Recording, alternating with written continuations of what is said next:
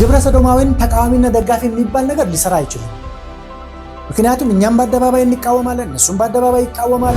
ምንም አይነት ጉዳይ ይሁን እነዚህ አባላት የፈጸሙት የስነ ምግባርም ይሁን የማንኛውም ጥፋት እርምጃ መውሰድ የሚችለው አጥቢያ ቤተክርስቲያን እንጂ እነዚህ ሰዎች እያገለግሉናል፣ የስነ ምግባር ችግር የለባቸውም፣ በጣም ጥሩ የምንወዳቸው የምናከብራቸው ሰዎች ናቸው። በዚህ በህብረቱ ስንኖር ግን መንግስትም የሚያውቀው የሚመዘግበውም አካል የሚያውቀው እኛም የተስማማንበት በወከልናቸው መሪዎች የጸደቀ ደንብ ግን ካለ የኔን ግዴታ የኔን መብት ያስቀምጣል። ፕሬዝዳንቱም ሆነ ይሄ የበላይ ስልጣን አካል ከህገ ደንቡ ወጥቶ ወይም ደግሞ ባላግባብ ነው እየሄደ ያለው እየሰማን አይደለም ካሉ በግል መግለጫ ቢሰጡ የሀገር ጉዳይ ሀገር የሚያስተዳድረው አካል ቀይ ባህርን ቶሎ እናምጣ ብዬ ብለው እምቢ ብሎኛልና ላመጣ ልሄድ ነው ትላለህ ያሉት ምንድነው? እነዚህ ወገኖች ማለት ዶክተር ስዩም አንቶኒዮስ፣ ወንድም ሰለሞን ገብረ ማርያም፣ ወንድም አሰፋ ደሜ የተባሉ ሰዎች በኋላ አቶ ወንጌላዊ አዳነ ደቻሳን እናነሳለን። ግብረ ሰዶማዊነትን በመቃወማቸው ምክንያት ይሄ በላይ አካል ግን ግብረ ሰዶማዊን ጋር አብሮ መስራት ስለሚፈልግ እነዚህ ሰዎች ተቃወሙ። መግለጫ ሳያወጡ በፊት እኛም አሜሪካ ሳንሄድ በፊት እኔም በጉባኤ በራሴ የፌስቡክ ገጽ ግብረ ሰዶማዊነትን መቃወም አለመቃወም ከኢትዮጵያዊነት መውረድ ነው፣ ከመንፈሳዊነት ብቻ አይደለም ብዬ በተደጋጋሚ ተናግሬያለሁ። ሁል ጊዜ ግን ማነብነብ የለም። ሰላም ለእናንተ ይሁን ተመልካቾቻችን፣ እንዴት ከረማችሁ? ይህ በአብያተ ክርስቲያናት ዙሪያ የሚፈጠሩ ችግሮችንም ሆኖ የወቅታዊ ጉዳዮችን በማንሳት የሚመለከታቸውን አካል እየጠራን ምላሽ እንዲያገኙ እያደረግን ይኸው ዘልቀናል። እንግዲህ ዛሬም ደግሞ በዚህ ሳምንት አንኳር ከሆኑ ጉዳዮች መካከል በመሰረተ ክርስቶስ ቤተክርስቲያን ዙሪያ የተነሱ አንዳንድ ጉዳዮችን ይዘን ወደ እናንተ መጥተናል። እንግዲህ የመሰረተ ክርስቶስ ቤተክርስቲያን በዚህ ሳምንት 2 መግለጫዎችን አወጣለች። የመጀመሪያው እንግዲህ አባላቶችን በተለይ 3 በተጨማሪ ደግሞ አንድ ገና የምናረጋግጠው 4ኛ ሊሆን ይችላል ብለን የምናስበው 4 መግለጫዎችን ወይም ደግሞ 4 ግለሰቦችን ከአባልነት አግዳለች። ይህንን በተመለከተ የመሰረተ ክርስቶስ ቤተክርስቲያን አባላት ዘንድ ጥያቄ አስነስቷል። ይህን ጥያቄ ይዘን ምላሽ እንዲሰጡን የመሰረተ ክርስቶስ ፕሬዝዳንት የሆኑትን ፓስተር ደሳለኝ አበበን ለመጠየቅ እዚህ ቢሮአቸው ድረስ ተገኝተናል። ፓስተር ደሳለኝ ፈቃደኛ ሆነው ምላሽ ሊሰጡን ስለፈቀዱ እናመሰግናለን። ፓስተር ደሳለኝ በጣም ነው የምናመሰግነው ቢሮ ድረስ እንደገና ስለፈቀዱልን። ደንበኛ ሆነን እንደዚህ ነው መሆን ያለበት። እንግዲህ ምላሽ ሲዘገይ አንዳንድ ጊዜ ውሸትም ቢወራ እውነት ይሆናል። ስለዚህ ብዙ ጊዜ የአብያተ ክርስቲያን መሪዎች አንዳንድ ነገር ሲወራ የራሱ ጉዳይ በራሱ ጊዜ ይጠፋል እየተባለ እንዲራገብ ይሆናልና የእርስዎን እንግዲህ ፈጣን ምላሽ ስላገኘን በዚህ አጋጣሚ ሌሎች መሪዎችም ምሳሌ ሊሆን ይችላል ብለን እናስባለንና ወደ ጉዳያችን ስንገባ እንግዲህ በዚህ ሳምንት 3 እንግዲህ 4ኛውን 3ቱ ያው የታወቀ ይፋ እንትን ብላችሁታል። ዶክተር ስዩም አንቶኒዮስ፣ ወንድም ሰለሞን ገብረ ማርያም እንደገና ደግሞ ወንድም አሰፋ ደሜ የተባሉ ሰዎችን ከአባልነት አግዳቸዋል። በተጨማሪም ደግሞ አንድ ደብዳቤ ደርሶን ነበር። ይህም ወንጌላዊ አዳነ ደቻሳን በሚመለከት ጥር 21 ቀን በጻፋችሁ ደብዳቤ እንደዚሁ እግድ እንደወጣባቸው ያሳያልና ይሄ እግዱ መንስኤው እንግዲህ በጣም ብዙ ወደዚህ ከመምጣታችን በፊት የመሰረተ ክርስቶስ ቤተክርስቲያን አባላት አገልጋዮችን ለማነጋገር ሞክረን ነበረ። እንደዚሁም ደግሞ ዶክተር ስዩም አንቶኒዮስን በስልክ አግኝቻቸው ነበርና በእግዱ ላይ ያላቸውን አስተያየት እንዲሰጡን ጠይቄያቸው ነበር። እኛ በራሳችን መንገድ እንሄዳለን፣ እናንተ የምትፈልጉትን ጠይቁ ብለውናል። እንግዲህ ጥያቄ ቢሰጡን ኖሮ ጥያቄም ይዘን ወደ እናንተ እንመጣ ነበር። እንግዲህ ወደፊት እነሱ የሚያነሱት ጥያቄ ካለ በራሳቸው መንገድ ወይ ምናልባት የሚስተናገዱ ይሆናል። ለማንኛውም እግዱ ምንድነው? ይሄ እኮ ቤተክርስቲያኒቷን አስደነገጠ ጉዳይ ነውና እዚህ ደረጃስ የሚያደርስ ነገር ነበር ወይ የሚል ጥያቄዎች መጥቷል። በዛም አመሰግናለሁ ስለመጣችሁ። እንግዲህ ይሄ በመሰረተ ሀሳብ ደረጃ በቤተ ክርስቲያኒቱ አስተዳደር መሪዎች ጉባኤ የተወሰነ ነው። ሲወሰን ግን ይህንን ጉዳይ እንዴት አድርገን ነው ወደ ምዕመናን የምናስተላልፈው የሚል ብዙ ንግግሮች ነበሩ። ንግግሮቹ የነበሩት አሁን በቴሌግራም ግሩፕ ላይ ብናደርግ የግለሰቦች ስም ስለሆነ ቤተክርስቲያን የግለሰቦቹ ስም በአደባባይ እንዲነገር ሳይሆን በቤተክርስቲያን አሰራር ለአባል ቤተ እምነት በአባላት እንዲታወቅ ስለሆነ ይህንን ነገር በሃርድ ኮፒ ለእያንዳንዱ አጥቢያ ወይም ክልል እና ከዛ ወደ አጥቢያዎች ድረስ በአንድ ሳይድ አይ በቴሌግራም ግሩፕ በማህበራዊ ሚዲያም በተለያዩ ሚዲያም ይሄ ወረቀት መውጣት የለበትም የቤተክርስቲያን አሰራር ስለሆነ ለሚዲያ ፍጆታ መዋል የለበትም ተብሎ ማስጠንቀቂያ ተጽፎ በቴሌግራም ተላለፈ ማለት ነው። እንግዲህ ይሄ ሲተላለፍ ምናልባት ይቅርታ ልጠይቅና ወደ ሂደቱ እንመጣለን። ግን ከዛ ቀድሞ አሁን ዋናው የሚነሳው ጥያቄ ወደዛ ልመጣለን። አግባብ ነው ወይ? ይሄ ዋና ቢሮ ነው።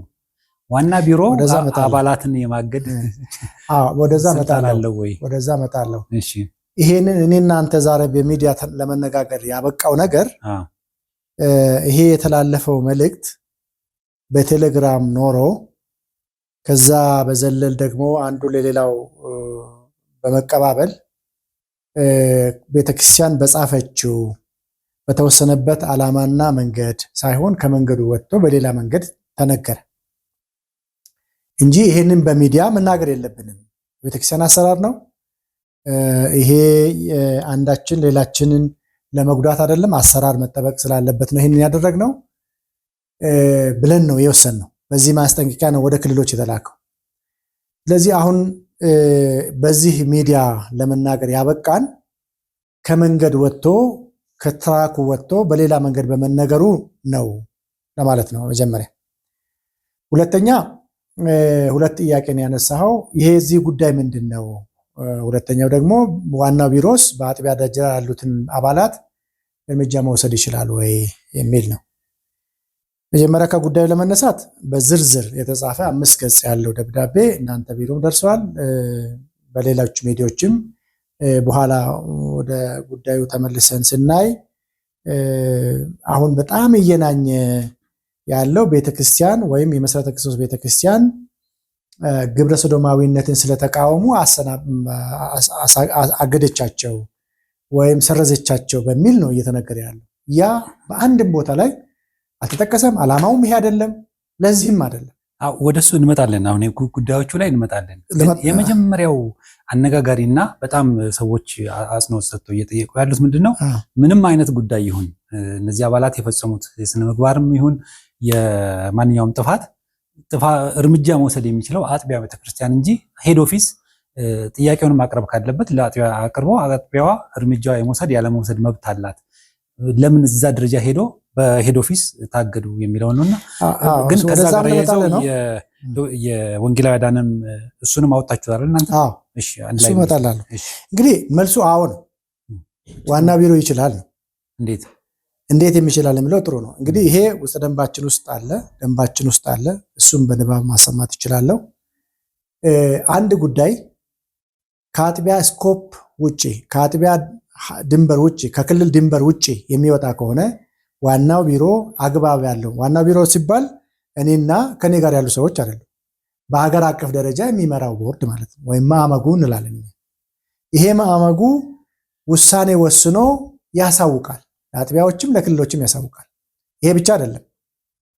በክልሎች መካከል ችግር ቢፈጠር ክልሎችን ወይ አዋህዶ ወይ ከፍሎ ወይ ደግሞ ሌላ ተወካይ በጊዜያዊ በሞግዚትነት እንተዳደሩ አድርጎ ጠቅላላ ጉባኤ ያዋቀረውን በራሱ ውሳኔ ወስኖ ለጠቅላላ ጉባኤ ሪፖርት ያደርጋል የሚላል። ስለዚህ ይሄ ይቻላል፣ ልክ ነው። ከህግና ከደንብ አንጻር ስሜትን መናገር ይቻላል። እንደዚህ ቢሆን ኖሮ ጥሩ ነው ማለት ይቻላል። ግን ደንባችን እንደሱ አይልም።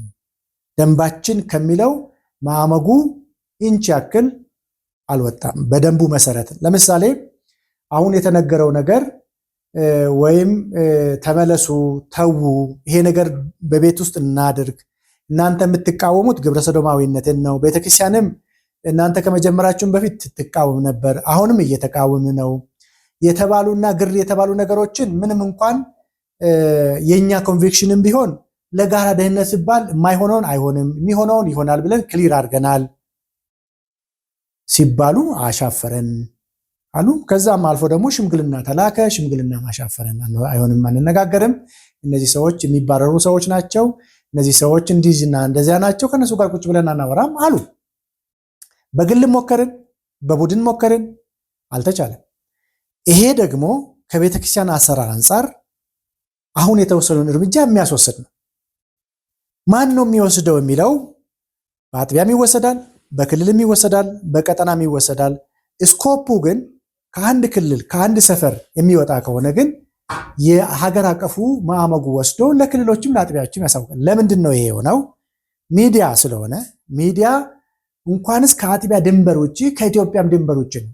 አውሮፓ ይደርሳል፣ አሜሪካ ይደርሳል፣ ሌላ ቦታም ይደርሳል እንጂ አሁን ስለ ተቃውሞ ቢሆን ኖሮ ለምሳሌ አንዳንዶቹ ትናንትና አይደለም የጀመሩት። የቤተክርስቲያናችን አባል ናቸው፣ ደግፈናቸው፣ በርቱ ብለናቸው መቃወማቸውን ሳንቃወም ደግፈናቸው ነው ሲቃወሙ የኖሩት። እንዴት ግብረ ሰዶማዊነትን መቃወም ያስነቅፋል? ማለት የኔ ተቃውሞና የሌላ ተቃውሞ ምንድን ነው የሚለየው? ምንም የሚለየው ነገር የለም። ስለዚህ እውነት በግብረ ሰዶማዊነት ቢሆን ኖሮ ዛሬ ሳይሆን የዛሬ 15 ዓመት የዛሬ 20 ዓመት ግብረ ሰዶማዊነት በውሉ እስካሁን እንዳሁኑ ወሬ ሆኖ የቡና መጠጫ ሳይሆን በፊት ሲቃወሙ የነበሩ ሰዎች ናቸው አንዳንዶቹ። ያኔ ቤተክርስቲያኒቷ መገሰጽ ትችል ነበር። ስለዚህ አብሮ የሚሄድ ጉዳይ አይደለም ማለት ነው። የሌላውንም ወንጌላዊ ያልከውንም ወንድም ጠቅሰሃል። በነገራችን ላይ እሱም በዚህ መንገድ ግብረ ሰዶማዊነትን ስለተቃወምኩ ነው የሚል ሲነገር ሰምቻለሁ። በነገራችን ላይ ወንጌላዊ አዳነ ዲቻሳም ጋር ደውዬ ነበርና እኔ በግል የደረሰኝ ምንም የለም፣ እቅድም የለም፣ በአጥቢያም የደረሰ እቅድ የለም። ግን በክልል ደረጃ እቅዱ እንደደረሰ ነግረውኛል ብለው የክልሉ ቢሮ ደብዳቤውን ልከውልኝ አይቼዋለሁ። ደብዳቤው ከዓመት በፊት በጻፈው እና ይቅርታ በጠየቀበት ይቅርታም የጠየቅኩት ደግሞ ነገሩ ተሳስቷል ብዬ ሳይሆን እንደው እነሱን ካስቀየማቸው ይቅርታ ልጠይቅ ብዬ ነው በሚል ብሏልና ይሄንን እንመለስበታለን። እንደው ከእንትኑ ከዋናው ርዕስ እንዳንወጣ አሁን አጣርተን እንሂድ ብዬ ነው። አሁን እንደሚሉኝ ዋናው ቢሮ እየወረደ በአጥቢያ ያሉ ሰዎችን ማገድ ይችላል ከተባለ እየወረደ አይደለም፣ እሱ መስተካከል አለበት። እየወረደ ሳይሆን ግልጽ እናድርገው። አሁን እነዚህ ሰዎች የአጥቢያ ሰዎች ቢጠየቁ አሁን ያሉኝ ምንድነው ከዛ አጥቢያ የወጡ እነዚህ ሰዎች እያገለግሉናል፣ የስነ ምግባር ችግር የለባቸውም፣ በጣም ጥሩ የምንወዳቸው የምናከብራቸው ሰዎች ናቸው። ዋናው ቢሮ መጥቶ ሲያግዳቸው ግን ከፍቶናል የሚልም ጥያቄ ደርሶኛልና ይህንን እንዴት ነው ማስታረቅ የሚቻለው? እንግዲህ አንዱ መሰረተ ክርስቶስ መሆንና አለመሆን ነው ምርጫው። መሰረተ ክርስቶስ ደንብ አላት፣ ስርዓት አላት። ስርዓቱ ምንድን ነው የሚለው ነው ጥያቄ። እስቲ ንገሩንስ ምንድን ነው የሚለው? ስርዓቱ የሚለው ደንቡ የሚለውን አውጥተን ማንበብ እንችላለን። እንደው ብናነብ ደስ ይለኛል። እሺ፣ አሁን እዚህ የለም ላስመጣ። እንግዲህ በአጠቃላይ ደንብ እና መጽሐፍ ቅዱስ ሰዎች ሲያነጻጽሩ ሰማለሁ። መጽሐፍ ቅዱስ ለሁላችንም የተሰጠ መለኮታዊ መልእክት ያለበት የእግዚአብሔር ሕግ ነው፣ የእግዚአብሔር ስርዓት ነው። መተዳደሪያ ደንብ፣ ውስጥ ደንብ፣ አሰራር ደግሞ እንደ ማህበር አብረን ስንሰባሰብ እንደ ቤተክርስቲያን አንድ አጥቢያ ስንሆን፣ አንድ ክልል ስንሆን፣ አንድ መዋቅር ውስጥ ስንኖር እንዴት ነው አብረን የምንኖረው? ማን ምን ያርግ፣ ማን ምን አያርግ፣ ለጋራ ደህንነታችን ምን እናርግ ብለን ወስነን ፈልገን የምንገባበት ህብረት ነው። ስለዚህ መጽሐፍ ቅዱስ ውስጥ የአንድ ቤተ እምነት ስም የለም፣ የሌላ ቤተ እምነት ስምም የለም፣ የኛም የሌላውም አካል የለም። በዚህ በህብረቱ ስንኖር ግን መንግስትም የሚያውቀው የሚመዘግበውም አካል የሚያውቀው እኛም የተስማማንበት በወከልናቸው መሪዎች የጸደቀ ደንብ ግን ካለ የኔን ግዴታ የኔን መብት ያስቀምጣል። አሁን ካነሳህልኝ አንጻር አንድ አባል ሆኖ በተመዘገበበት በሚገለገልበት በሚያገለግልበት አጥቢያ ውስጥ መብቱ ምንድነው? ግዴታው ምንድነው? በደንባችን ውስጥ ግልጽ ቋንቋ ተቀምጧል። በዚሁ ልክ ደግሞ ከደንቡ ውጭ ሲሆን፣ ከመጽሐፍ ቅዱስ አስተምሮ ውጭ ሲሆን፣ ከስነ ምግባር ውጭ ሲሆን ደግሞ የሚወሰድበት እርምጃዎች አሉ። በተዋረድ ማለት እሱ ላይ ለመምጣት ነው። ምክንያቱም አሁን በእናንተ የስልጣን ተዋረድ መሰረት የቤተክርስቲያን ስልጣን ተዋረድ መሰረት አጥቢያታችን ያለው እናንተ ሩቅ ነው ያላችሁት እና እንዴት እዛ ወርዳችሁ ከታች ያለው ምክንያቱም በተዋረድ ለክልል ወይ ደግሞ እናንተ ናችሁ የምታውቁት አወቃቀራችሁንና ጥያቄውን አቅርባችሁ ለአጥቢያ መውሰድ ያለበትን እርምጃ እንዴት ዋና ቢሮ ይወስዳል የሚል ጥያቄ ነው። ይሄንን ከዚህ በፊት መግለጫ አይ ቲንክ ከአንተም ጋር ከሌሎችም ጋር የተነጋገርን ይመስለኛል። አሁን የነዚህ ፓርቲኩላር የነዚህ ሰዎች ጉዳይ የታገዱት አሁን ስለሆነ በዚህ ጉዳይ ከዚህ በፊት አልተነጋገርንም አይደለም። ከአባልነት መብት አንጻር ጋር ማለት ነው። ከአንተ ጋር ሊሆን ይችላል፣ ከሌላ አካል ጋር ሊሆን ይችላል። እንዲያውም ያነሳሁት ምንድነው እኔ ፕሬዝዳንት ነኝ፣ የቤተክርስቲያኒቷ ህጋዊ ተወካይ ነኝ። በሌላ አነጋገር ቤተክርስቲያኒቷ ነኝ የተባለው ቤተክርስቲያኒቷ ነኝ ተብሏል ብሎ እሱን አይቼዋለሁ። በሌላ መንገድ ሲሰራ ይሄ ማለት ይሄንን ያልኩበት ምክንያት እዚህ እንደዚህ ነኝ፣ ወደ አጥቢያ ሲሄድ ደግሞ አባል ነኝ። ይሄንኛው ስልጣን እዛ ላይ ከአንድ አባል የተሻለ አያደርገኝ፣ አባል ነኝ ማለት ነው። ስለዚህ በዛ በተሰጠኝ አባልነት ኤክሰርሳይዝ የማደርገው መብት አለኝ፣ ደግሞ ግዴታ አለብኝ። ከዚህ የተነሳ አንድ ሰው ግዴታውን ካልተወጣ የሚታገድበት ዲሲፕሊን የሚደረግበት ለተወሰነ ወይም ላልተወሰነ ጊዜ የሚታገድበት ህጎች አሉ። ለምሳሌ በመተዳደሪያ ደንባችን አንቀጽ 7 ቁጥር 6 ላይ እንዲህ ይነበባል። ማንኛውም አባል የሙሉ ጊዜ የወንጌል አገልጋይም ሆነ በሌላ አገልግሎት የተሰማራ ሰራተኛ አለመታዘዝን የሚያሳይ ይህም ማለት አመፅን፣ መለያየትን፣ ሌሎች ለአንድነት ጠንቅ የሆኑ ነገሮችን የሚዘራ ወይም ከቤተ ክርስቲያን አስተምሮ ጋር የሚቃረኑ ትምህርቶችን ይዞ የሚነሳና ተቀብሎም የሚያስተምር በምዕመኑም መካከል ሆነ በውጭ ግልጽ የሆነ ኃጢአት የፈጸመ ወይም ሌላ ሲፈጽም የሚደግፍ በየትኛውም ደረጃ ባሉ የአስተዳደር መሪዎች ጉባኤ አማካኝነት ማስተማር፣ መምከር፣ መገሰጽ ወይም ከአገልግሎት ወይም ከአባልነት ወይም ከኃላፊነት ለተወሰነ ወይም ላልተወሰነ ጊዜ እግድ ወይም ፈጽሞ ከአባልነት ልታሰናብት ትችላለች። ቤተክርስቲያኗ በየትኛውም ደረጃ እሱን ላንብብልን። በየትኛውም ደረጃ ባሉ የአስተዳደር መሪዎች ጉባኤ በየትኛውም ደረጃ ባሉ ጉዳዩ ከየት ነው የተነሳው፣ እንዴት ነው የተነሳው የሚለው ነው የሚወስነው። ስለዚህ ይሄ ህግ አይከለክልም ማለት ነው። እዚህ ጋር አሁን ስንመጣ አሁን እርሶ ለምሳሌ የአጥቢያ አባል ኖት። አጥቢያ ውስጥ በሚፈጠር ችግር አጥቢያ ውስጥ ሊጠየቁ ይችላሉ። ግን ደግሞ በሴም ታይም ደግሞ የሄድ ኦፊስ አባል ኖት ወይም ደግሞ መሪ ኖት፣ የቤተክርስቲያኗ መሪ ኖት። ስለዚህ ይሄኛው ቢሮ የፕሬዚዳንቱ ቢሮ እርሶ ላይ እርምጃ መውሰድ ይችላል አጥቢያውን ሳያስፈቅድ። ለምን የዋና ቢሮ አባል እሱን መለየት አለብን። ምንድነው የምንለየው? እኔ አሁን እነዚህ ሰራተኛ በመሆን የሚወሰድብኝ እርምጃ አስተዳደራዊ እርምጃ ነው። ይሄኛው ግን ከቤተክርስቲያን አባልነት ጋር የሚያያዝ ጉዳይ ነው።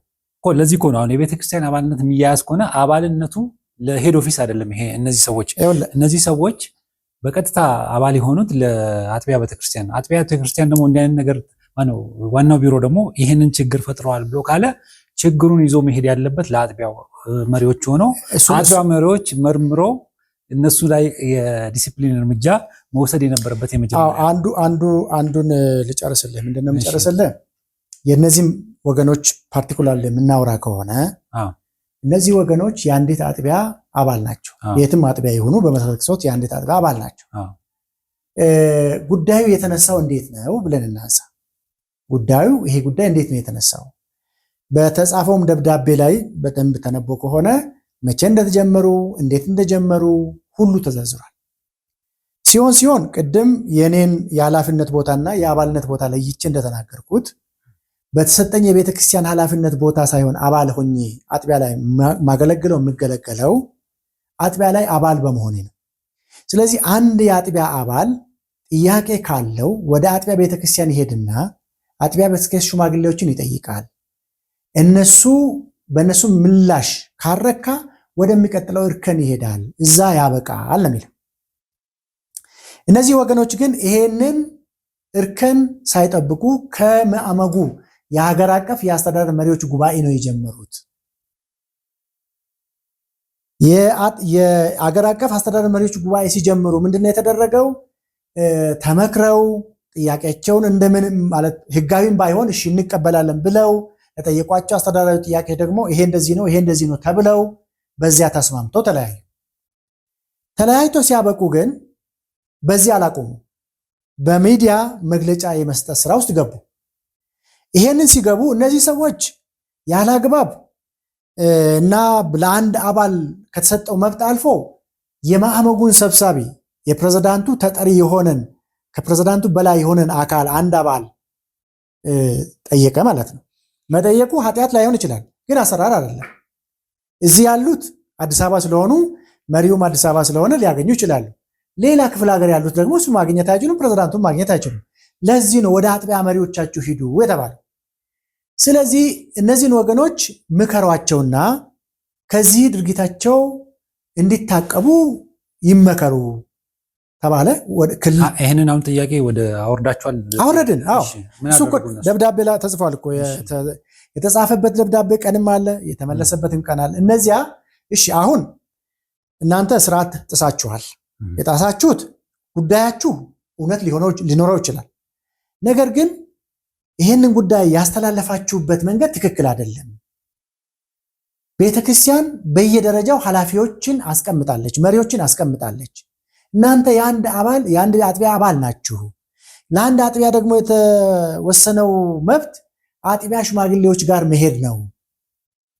እሱ ካላረካ ደግሞ ወደሚቀጥለው እርከን መሄድ ነው። እሱ የመጨረሻ ነው የሚለው። አጥቢያ ግን እንደ ቤተክርስቲያን አጥቢያ ጥያቄ ካላት በየደረጃ ያሉትን መጠየቅ ትችላለች። የአባላትንም ጥያቄ ቢሆን በራሷ የምትመልሰውን ትመልሳለች። በራሷ የማትመልሰውን ክልል ጠይቃ፣ ቀጠና ጠይቃ፣ ዋና ቢሮ ጠይቃ መመለስ ትችላለች። እነዚህ ሰዎች ግን ከአናት ስለጀመሩ ከአናት የጀመሩት ጉዳይ ወደ ክልል ሄዶ ክልል ምከሯቸው ተባለ። ክልል መከራቸው። የክልል ምክርም አልሰሙም። የክልል ምክር ሳይሰሙ እንደገና ወደ ሚዲያ ወጥተው በአደባባይ እንደዚህ ስለሆነ የሚወስን መሪ ስለሌለ የመሪነት ክፍተት ስላለ አጥቢያዎቻችን፣ ክልሎቻችን ተረጋግታችሁ ውሳኔ ጠብቁ ብለው መግለጫ ሰጡ። በአንድ በኩል መሪ የለም ከተባለ መሪ ጠብቁም ደግሞ ሲሉ ራሱ የሚጋጭ ነገር ነው እሱ ራሱ። ስለዚህ ይሄ ጉዳይ ከአንድ አጥቢያ ስኮፕ አልፏል። ያሳለፈው ይሄ አይደለም። ማዕመጉ የሚባለው ሀገር አቀፉ ቦርድ አይደለም። ሲጀምር ራሱ አልፎ ነው የመጣው። ይሄ ሳይሆን የወረደው እነዚህ ወንድሞች ናቸው ወደ ላይ የወጡት። ስለዚህ የወጣውን ጉዳይ ደግሞ ደንቡ አይከለክልም ነው። ይሄንን ጉዳይ ማንኛውም አባል አሁንም ደግሞ ያነባል የሙሉ ጊዜ አገልጋይም ሆነ በሌላ የአገልግሎት የተሰማራ ሰራተኛ አለመታዘዝን የሚያሳይ ይህም ማለት አመፅን፣ መለያየትን፣ ሌሎች ለአንድነት ጠንቅ የሆኑ ነገሮችን የሚዘራ ወይም ከቤተ ክርስቲያን አስተምሮ ጋር የሚቃረን ትምህርቶችን ይዞ የሚነሳና ተቀብሎም የሚያስተምር በምዕመናንም መካከልም ሆነ በውጭ ግልጽ የሆነ ኃጢአትን የፈጸመ ወይም ሌላው ሲፈጽም የሚደግፍ በየደረጃው በአጥቢያ ሊሆን ይችላል፣ አጥቢያ ላይ ጉዳዩ ከተነሳ፣ ክልል ሊሆን ይችላል፣ ክልል ጉዳዩ ከተነሳ፣ ቀጠና ሊሆን ይችላል፣ ቀጠና ጉዳዩ ከተነሳ፣ ዋና ቢሮ ሊሆን ይችላል፣ ጉዳዩ ዋና ቢሮ ከተነሳ። ስለዚህ ባሉ አስተዳደር መሪዎች ጉባኤ አማካኝነት ማስተማር፣ አስተምሯቸው፣ ምከሯቸው፣ መምከር፣ ከዛ ገስጿቸው ተብሏል፣ ተገስጿል። ከዚህም አልፈን ይሄንን ጉዳይ ብዥታ የፈጠሩ ነገሮች ካሉ እኛን ማብራሪያ ጠይቁ፣ እናብራራላችሁ። እዚህ ጋር ልክ አይደለም ካላችሁ ልክ ያልሆነውን በግልጽ ቁጭ ብለን እንነጋገር። ግብረ ሰዶማዊን ተቃዋሚና ደጋፊ የሚባል ነገር ሊሰራ አይችልም። ምክንያቱም እኛም በአደባባይ እንቃወማለን፣ እነሱም በአደባባይ ይቃወማሉ። በእኛ መካከል በመቃወም ደረጃ ልዩነት ካለለው ቁጭ ብለን በጋራ የምንቃወምበትን መንገዶች ለህዝባችን ይፋ እናድርግ። ስለዚህ አባቶች የከለ የሚባሉ አባቶች እባካችሁ ምከሯቸውና ቁጭ ብለን እንነጋገር። ጥያቄም ካላቸው እኛ ጋር ቁጭ ብሎ መጀመሪያ ዲስከስ ያድርጉ። የኛ ስራ፣ የኛ ተግባር፣ የኛ አደራረግ ካልገባቸው እናስረዳቸው። ከዚያ በኋላ ያልተረዱት ነገር ካለ እናንተ ባላችሁበት ይጠይቁን፣ እንመልስ። ከዛ በኋላ አቅጣጫችን ወደ አንድ ነገር ፎከስ እናድርጋለን። ምናልባት 3 ሳምንት አካባቢ ሞከሩ ሽማግሌዎች። በታህሳስ 8 ጽፎ የሰጡን ደብዳቤ እንደሚያሳየው አይ እኛ ሞክረን ፈጽሞ ከነሱ ጋር ቁጭ ብለን ማውራት አንፈልግም ብለዋል። ደብዳቤ አደረሱ ብሎ ደብዳቤ አደረሱ አንፈልግም ብለዋል ማለት ሽማግሌዎች ማን ናቸው? ሽማግሌዎቹ ተዛዝረዋል። እንግዲህ እዛ ጋሽ ሰለሞን ከበደ አለ፣ ጋሽ ተስፋ ጽዮን ደለለው አለ፣ ጋሽ መኮንን ደሳለኝ አለ። በእርግጥ 5 ነበሩ፣ በኋላ 3 ብቻ ሆኑ። በእነሱ ፍርማ ያለበት ሌሎች ቤተክርስቲያን እንደዚህ ብታረግ እንደዚህ ባታረግ እንደዚህ ብታረግ ያሉት ነገሮች አሉ። ስፔሲፊካሊ ግን የተወከሉት እነዚህን ወንድሞች አነጋግረው ከቤተክርስቲያን መሪዎች ከፕሬዝዳንቱም ጋር ከፕሪንሲፓሉም ጋር ከማዕመጉ ሰብሳቢውም ጋር አገናኝተው ያልተግባባን እነሱ የገባቸው እኛ ያልገባን እኛ ገብቶ እነሱ ያልገባቸውን ነገሮች እናጥራ፣ ቁጭ ብለን እንነጋገር ነው ያለው። እንድንነጋገር ሁኔታዎችን አመቻቹ ነው ያልነው። አንፈልግም አሉ። ከዚህ በላይ ምንም ማድረግ አንችልም። ስለዚህ ይሄ ጉዳይ በዚህ ብቻ አላበቃም። በግልም የሞከርናቸው ነገሮች አሉ። በግል አድርጌያለሁ አላደረኩም ብዬ አሁን መፎከር አልፈልግም። ነገር ግን እነዚህ ወንድሞች የቤተክርስቲያን አባል ናቸው፣ አገልጋዮች ናቸው፣ እንደኔው አባል ናቸው። ስለዚህ እነዚህ ሰዎች የመገሰጽ ወይም ዲስፕሊን የማድረግ ሱስ ስላላት አይደለም ቤተክርስቲያን ይህንን እርምጃ የወሰደችው። በሌላ በኩል ደግሞ አንደኛ በሚዲያ ላይ ወጥቶ ስለ ቤተክርስቲያን መናገር መብቱ የማን ነው የሚለው በደንቡ ውስጥ ተገልጿል። ደንቡ የሚለው የቤተክርስቲያኒቷ ፕሬዝዳንት ስለ ቤተክርስቲያን ሆኖ መግለጫ ይሰጣል ነው። አለበለዚያ ግን ህጋዊ ውክልና ይሰጣል ነው። ህጋዊ ውክልና ሳይሰጥህ እኔ ማዕመጉ ነኝ፣ እኔ ፕሬዝዳንት ነኝ፣ እኔ መሪ ነኝ፣ አሰራሩ አልሰራም፣ ደንቡ አይሰራም ብለህ መግለጫ መስጠት አችልም። ምናልባት በእነሱ አካሄድ ደግሞ ለምሳሌ ፕሬዚዳንቱም ሆነ ይሄ የበላይ ስልጣን አካል ከህገ ደንቡ ወጥቶ ወይም ደግሞ ባላግባብ ነው እየሄደ ያለው እየሰማን አይደለም ካሉ በግል መግለጫ ቢሰጡ እሱ አይደለም። ህጉን ተከትለ ነው ህጉን የምተቸው። ህጉን ተከትለ ነው ፕሬዝዳንቱንም ሰብሳቢውን የምተቸው። ምክንያቱም ሰብሳቢው ሲያጠፋ፣ በነገራችን ላይ ይሄ ደንብ ለእኔም ይሰራል፣ ለእነሱም ይሰራል፣ ለሰብሳቢውም ይሰራል። ለምሳሌ ፕሬዝዳንቱ እምቢተኝነትን የሚያሳይ ከሆነ ከቤተክርስቲያኒቷ አሰራር የሚወጣ ከሆነ እና በተቀመጠው መንገድ የማይሄድ ከሆነ ማዕመጉ የሚባለው ወይም ቦርድ የሚባለው አግዶ ጠቅላላ ጉባኤ ይጠራል። ሰብሳቢውንም በተመሳሳይ መንገድ ከማዕመጉ መካከል 2/3ኛዎቹ ወይም 1/3ኛዎቹ ወይም ከሁለት የበለጡ ነው የሚለው ከሁለት የበለጡት በዚህ ጉዳይ ለቤተክርስቲያን ስርዓት የማይታዘዙ ከሆነ አግዶ እስከ ጠቅላላ ጉባኤ ያቆያል ይላል። ስለዚህ ለአንድ ሰው የተደነገገ ህግ አይደለም ይሄ። ስለዚህ ቤተክርስቲያን ያስቀመጠቻቸው መሪዎች ካላደረጉ እነሱን የሚጠይቅ አካል አለ። ግለሰብ አይደለም መጠየቅ ያለበት፣ አንድ አጥቢያ አይደለም መጠየቅ ያለበት። አንድ አጥቢያ ደንቡ ይስተካከል ብሎ ለመጠየቅ ይችላል። ግን ካሉት አጥቢያዎች 1/3ኛዎቹ መጠየቅ አለባቸው እንዲሻር። ክልሎቹ 1/3ኛ መጠየቅ አለባቸው እንዲሻር።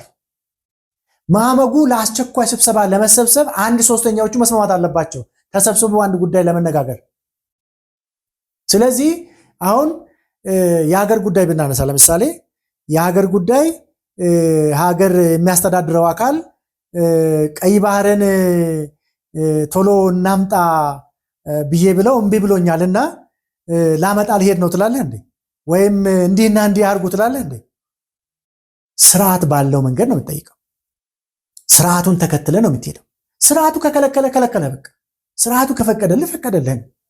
ስለዚህ ያለ ስርዓት መጥተህ ስርዓቱን መተቸት አትችልም። በስርዓት ሄደ ነው።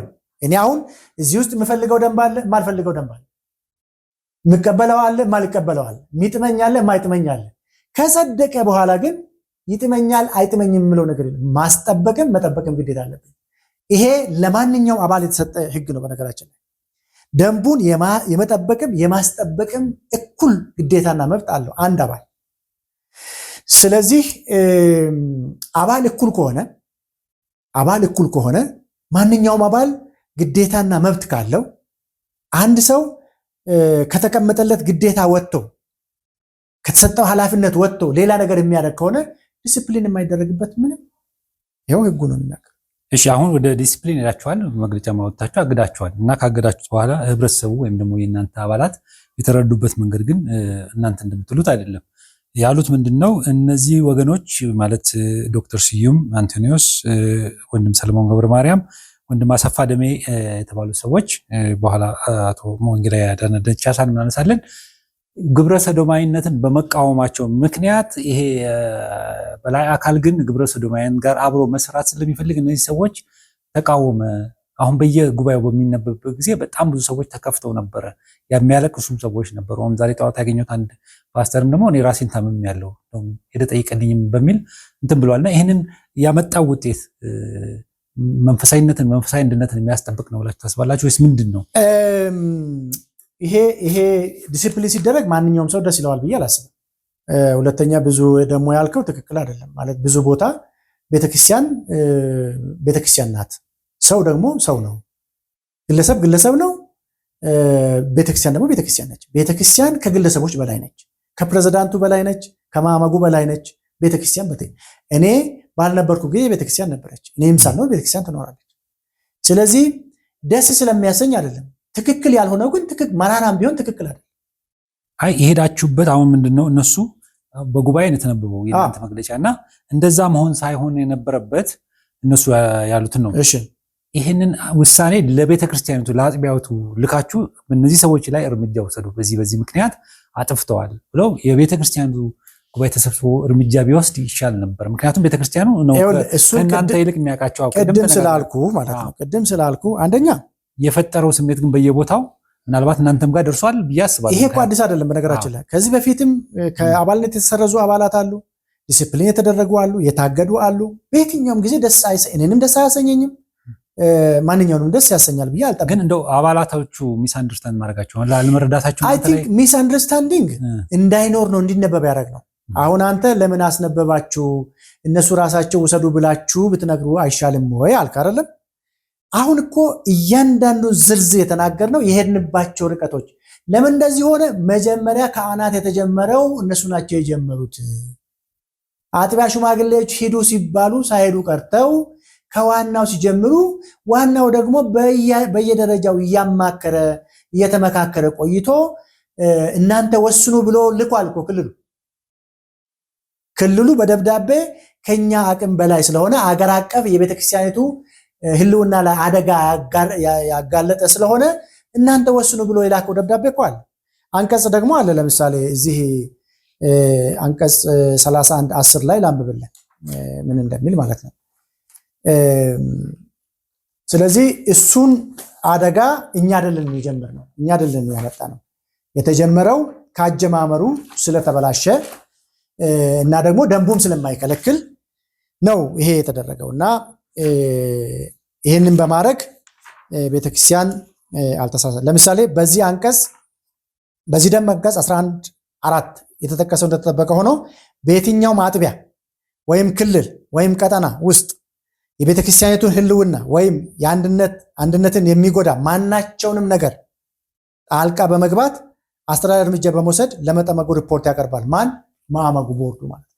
ስለዚህ ደንቡ አይሰጣቸውም። ደንቡ ለዋና ቢሮ ለማዕመጉ አይሰጥም የሚለው ደንቡን ማየት ያስፈልጋል። ደንቡ የመሰረተ ክርስቶስ ነው። የመሰረተ ክርስቶስ ደንብ እንደዚህ ካለ የመሰረተ ክርስቶስ አባላት ደንቡ ነው ማለት ያለባቸው፣ በደንቡ ነው መገዛት ያለብን። ይሄ ዛሬ ለአንድ ሰው ነገ ደግሞ ሌላ ሰው ነው ማለት ሁላችንም በደንቡ እንተዳደራለን ብለን በወኪሎቻችን በኩል አጽድቀናል። ይሄ አሰራር ደግሞ ለቤተክርስቲያን ለመሰረተ ክርስቶስ ቤተክርስቲያን ብቻ ዩኒክ አይደለም። ማንኛውም ኢትዮጵያ ውስጥ ያለ ቤተ እምነት ደንብ አለው፣ ውስጥ ደንብ አለው፣ መመሪያ አለው፣ መዋቅር አለው፣ አሰራር አለው። አሰራሩን ጠብቆ ነው የሚሄደው። እንደ መሰረተ ክርስቶስ ቤተክርስቲያን ደግሞ አዲስ የጀመርነው በዚህ ማዕመጉ የተወሰነ አይደለም። አንድ ሁለተኛ በስሜት ተገፋፍተን ወዲያው ያደረግነውን አንከባለን፣ አስታመን፣ ሞክረን እና ለመመለስ ፈቃደኛ ስላልሆኑ መመለስ ብቻ አይደለም። ቤተክርስቲያን ይሄ ነው አቋሜ፣ እኔም ማምነው ይሄ ነው፣ ግብረ ሰዶማዊነት ፈጽሞ አልቀበልም፣ እቃወማለሁ ብላ ከገለጸች በኋላ አንቀበልም፣ ቤተክርስቲያን ያለችውን አንቀበልም ብለው ነው መግለጫ ሰጡት። ታዲያ እነዚህ ቤተክርስቲያን አባላት ናቸው፣ ክርስቲያን ሊሆኑ ይችላሉ።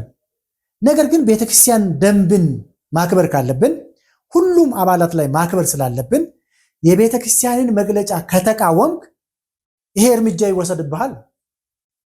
እሺ፣ የአጥቢያው ምላሽ ምንድን ነው? ለእናንተ ምናልባት ምላሽ ሰጥተዋል? አጥቢያው እንግዲህ ሪፖርት አልደረሰንም፣ ሪፖርት የለኝም እኔ፣ ግን የማስፈጸም ግዴታ አለባቸው። ምክንያቱም ግን ቢያንስ ምላሽ መስጠት ነበረባቸው አይደለም። እንግዲህ ምንድነው መሰለህ ይሄንን እኛ የጻፍነው ለአጥቢያ አይደለም።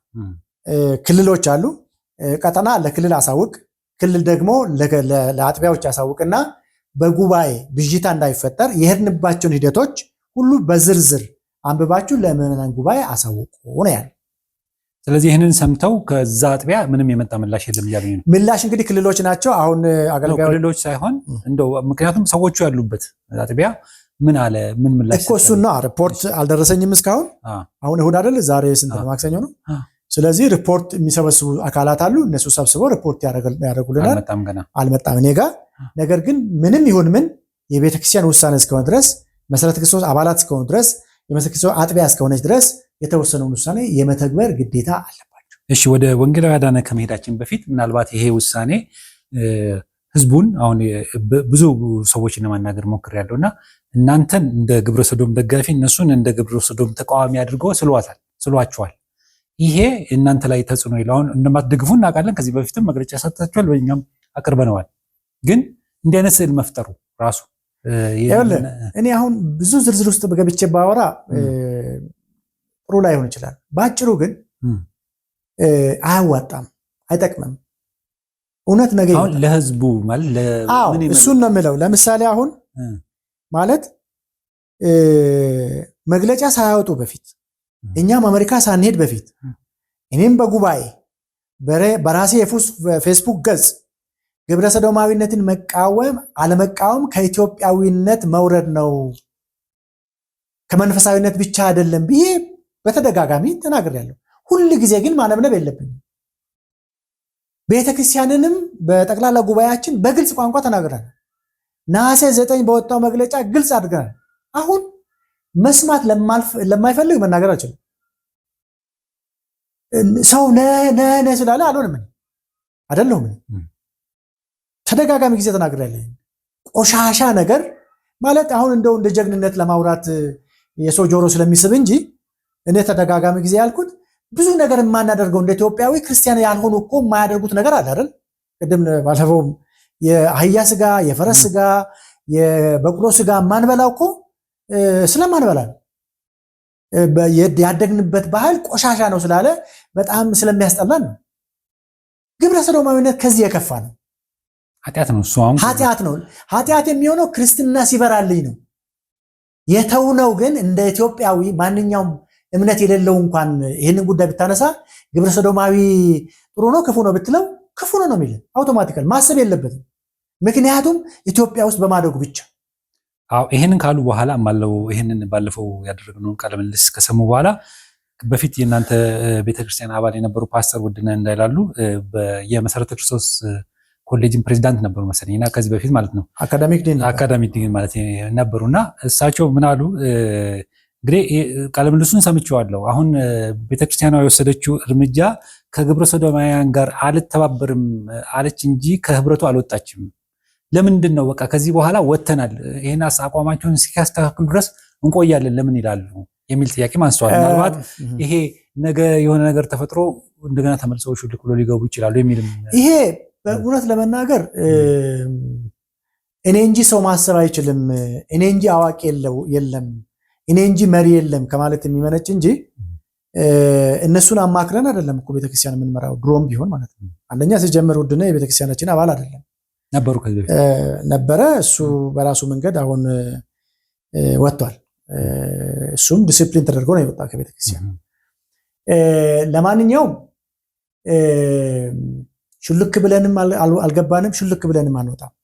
ይህን በተደጋጋሚ ገልጸናል። የመኖናይት ወርልድ ኮንፈረንስ ብንገባም ብንወጣ የምንጠቀመው ምንም ነገር ከምንጠቀመው አሁን ወጥተናል ለማለት ምን እንደከበዳችሁ? ይኸውልህ ድርጅት እኮ ወጥተናል ብለህ አትወጣም፣ ገብቻለሁ ብለህም አትገባም። ተቃውሞ ከገጠማችሁ አይደለም እንዴ? ተቃውሞውን ተከትሎ ቤተክርስቲያን አባላቶቿ ካልፈለጉት መውጣት ምንድን ነው? ይኸውልህ እሱን እኮ ነው የምልህ። አሁን የኮንፈረንሱን ማዘጋጀት አይደለም ጥያቄ ሆኖ ነበረው። እሱ ብቻ ሳይሆን አባልነቱ አይደለም። አይ ኮንፈረንሱ ነው መጀመሪያ። ኮንፈረንሱን በእኛም የቴዎሎጂካል ኮንቪክሽን በሰው አእምሮ ውስጥም ባልተፈለገ መንገድ ተለጥጦ ስለገባ ይህንን መሰረዝ አለብን አለ። ከዚህ በፊትም በገለጽኩት መንገድ የሜኖናይት ወርልድ ኮንፈረንስ አባላት 110 ናቸው አለ። ከ110ሩ 4 ቦታ ያሉት 4 ኮንፈረንሶች በዚህ ታምቷል፣ በዚህ ተነካክቷል። አንዷ የሜኖናይት ዩኤስኤ ሙልጭ ብሎ ግብረ ሰዶማ ይደግፋሉ ብሏል። ጀርመን፣ ካናዳ ደግሞ አጥቢያዎች ናቸው፣ ሲንግል አጥቢያዎች ናቸው። ኔዘርላንድስ ሲንግል አጥቢያዎች ናቸው ደጋፊ የሚባሉት። ሌሎች አጥቢያዎች ደግሞ እኔ አልደግፍም ቃወማለሁ የሚሉ ናቸው። ስለዚህ ከ110ሩ 4 ስታነሳ 106 አባላት ግን ግብረ ሰዶማዊነትን ምን የሚያደርጉ ናቸው? የሚቃወሙ ናቸው። ስለዚህ እነዚህ የሚቃወሙት ከኛን ጨምሮ 106 ናቸው። 106 ከሆኑ የኛ ጥያቄ ሜኖናይት ወርልድ ኮንፈረንስን ሜኖናይት ወርልድ ኮንፈረንስ ሆይ እኛ 106 ነን፣ 4ቱን እንዴት አድርገህ ነው አባል አድርገህ የጨመርክብን? ደንባችን ግብረ ሰዶማዊነትን እንደሚቀበል አይናገርም፣ መመሪያዎቻችን አይናገርም፣ ሌሎች ደንቦቻችንም ስለዚህ ጉዳይ ምንም አይናገሩም። ስለዚህ ይሄንን ካስወጣ አባልነታችን ይቀጥላል፣ የማታስወጣ ከሆነ ግን አባልነታችን ይቀራል ነው ያስተላለፈው። ጥያቄ አቅርባችኋል? አዎ። ለዚህ ደግሞ አግባብ ባለው መንገድ ይህንን የሚያጠና ኮሚቴ፣ ምክንያቱም አሁን ገባንም አልገባንም ሽልክ ብሎ ገቡ ሽልክ ብሎ ወጡ የሚባለው በ6 ዓመት አንድ ጊዜ የሚደረግ ነው። ከዛ ውጭ ግንኙነት የለንም። ስለዚህ የገንዘብ ግንኙነት የለንም። እንዲያውም እኛ ተደጋጋሚ ጊዜ ያልኩት $4,000 በዓመት እየከፈልን እኮ አባል የሆነ ማንኛውም አሶሲዬሽን ማንኛውም ማህበር አባላቶቹን አስከፍሎ ስራ ማስኬጃ እንደሚያደርግ እኛ እኮ ነው ከፍለን አባል የሆነ። ስለዚህ እኛ 50% ነን፣ የማህበሩ 50% ነን በብዛት። ስለዚህ ኤኒታይም ብንወጣ የሚከለክለን ነገር የለም። ስለዚህ ስብሰባውን ሰረዝን፣ ስብሰባ አይደረግም፣ የማይደረግበትን ምክንያት ዘረዘርን፣ አባልነት ለመቀጠልም ላለመቀጠል ደግሞ ይሄንን ፕሪኮንዲሽን አስቀመጥን። ይሄ እነዚህን አስወጥቻለሁ ካለ ለምንድን ነው ማንቀጥለው? እሺ፣ በጣም ጥሩ። ወደ ወንጌላዊ አዳነ፣ እናንተ ያው ወንጌላዊ የሚለውን ማዕረግ አንስታችኋል እንደ ቤተክርስቲያን። ይህንንም እንደው ትንሽ ማብራሪያ ቢሰጡ። ምንድነው ወንጌላዊ አዳነም ደውያለሁ ቅድም እንደተናገርኩት የደረሰኝ ነገር የለም ብሏል። አዎ፣ ይድረሰው አይድረሰው አላቅም። እንግዲህ ይሄ ውሳኔ የኔ ውሳኔ አይደለም፣ የቤተክርስቲያን ውሳኔ ነው። የተወሰነው ግን ዛሬ አይደለም፣ የዛሬ ዓመት 21 አይደለም የሚለው ዛሬ አይደለም የተወሰነው ከዚህ በፊት ነው። ወደኋላ ሊወስድ ነው። የዚህ ወንድም በ2017 ላይ ደንቡ በማይፈቅደው መንገድ በቤተክርስቲያን አሰራርና አደራረግ ላይ ጽሁፎ በቴሌግራም ጽሁፍ በትኗል። ይህንን ጽሁፍ በመበትኑ ምክንያት በእሱ አጥቢያ ያለበት ክልል ጉዳዩን አጥርቶ ለምን ይሄን ያደረክ አንተ የምትለው አይደለም፣ ቤተክርስቲያን እንደዚህ አይደለች፣ መመሪያዋ እንደዚህ አይደለም ብሎ እንግዲህ ያኔ የነበሩ አሉ፣ አሁንም በህይወት አሉ። ጥፋተኛ ነኝ ይቅርታ አድርጉልኝ ብሎ ስላለ፣ በሌላ በኩል ደግሞ ይሄ ጉዳይ በወረቀት የተበተነ ስለሆነ ለበተንክላቸው ሰዎች ስህተት ነው ብለህ አሁን ይቅርታ የጠየቀውን ጻፍ ተብሎ በማዕመጉ ስራ አስፈጻሚና በክልሉ መካከል ባለው ንግግር እኔንም ፐርሰናሊ ይቅርታ ስላለኝ የኔንም ስም ባልተፈለገ መንገድ ገልጦ ስለነበረ ይህን ወንድም እሺ አሁን እንደዚህ አይነት አደራረግ ለምሳሌ የአንድ ሙሉ ጊዜ አገልጋይ ሹመትና ሽረት የሚገልጽ አንቀጽ አለ። አንቀጽ 12 ውስጥ ደንባችን አንቀጽ 12 2 3 ሐመሩሃና ሜል አንብብል።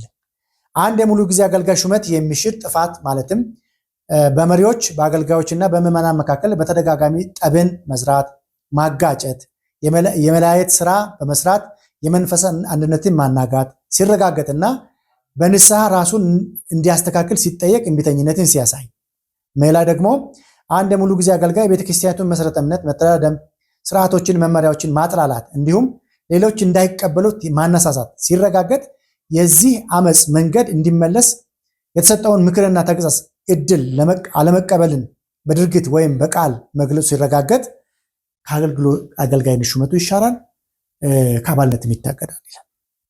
ስለዚህ ይሄን ወንድም ይሄን ያደረግከው አገልጋይ ነህ አንተ፣ በሽማግሌነት አገልግላል፣ በክልል አገልግልሃል።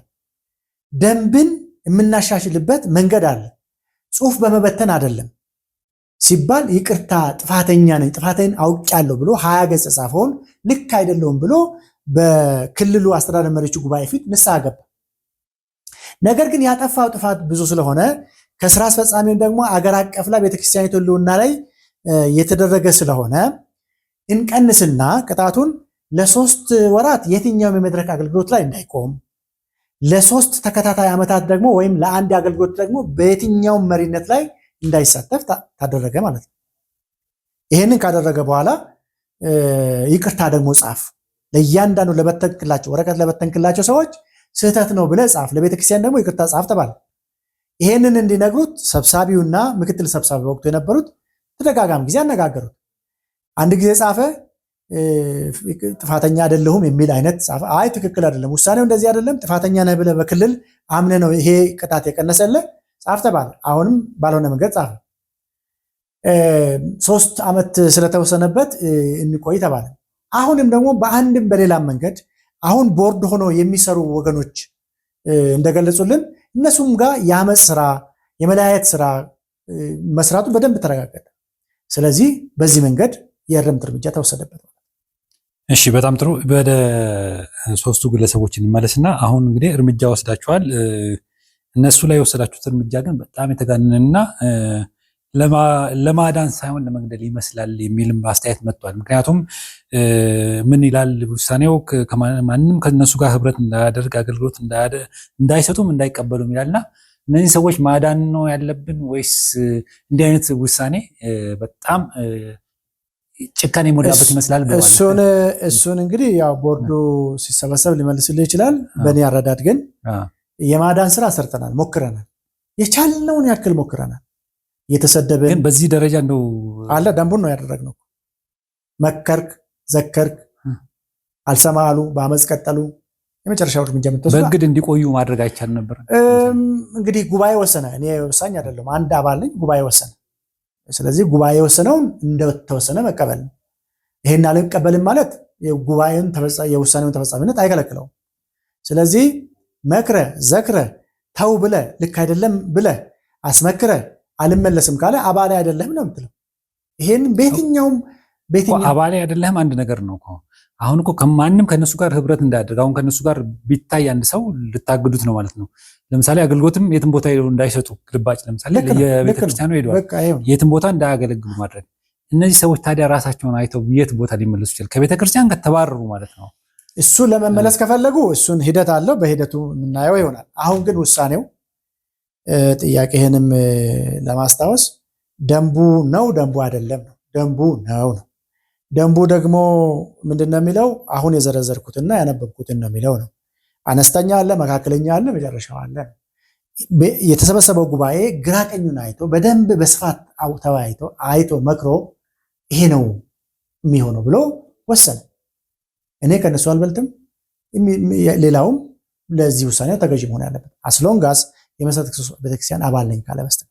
ቅድም እንዳልኩ ግን አንዱ በሌላ አድሞ ያደረገው ሳይሆን ማንኛውም አባል ላይ ሊፈጸም የሚችል ህግ እነሱን አስቦ ሳይሆን ህጉ የወጣው እነሱም ሳይኖሩ እስከ ዛሬም ድረስ የነበረ ህግ ነው። ይሄ ህግ በእኔ ላይ ይሰራል፣ በማንኛውም ላይ ይሰራል።